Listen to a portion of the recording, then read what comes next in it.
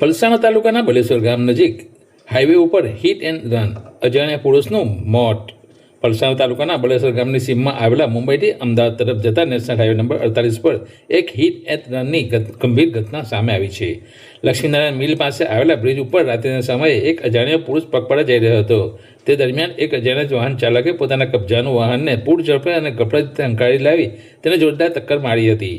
ટક્કરને કારણે આશરે 30 વર્ષની ઉંમરના અજાણ્યા પુરુષને માથામાં ભાગે ગંભીર ઈજાઓ પહોંચી હતી.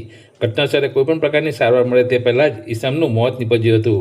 અકસ્માત સર્જી વાહન ચાલક પોતાનું વાહન લઈને સ્થળ પરથી ફરાર થઈ ગયો હતો. આ અંગે બલેશ્વર ગામના પૂર્વ સરપંચ ઉકાભાઈ રાઠોડે પલસાણા પોલીસ મથકે ફરિયાદ નોંધાવતા પોલીસે ગુનો દાખલ કર્યો છે. પોલીસે મૃતકના વાલી વારસોની શોધખોળ શરૂ કરી ઘટના અંગની વધુ તપાસ police sub inspector Niranjanaben N Gami દ્વારા હાથ ધરવામાં આવી છે.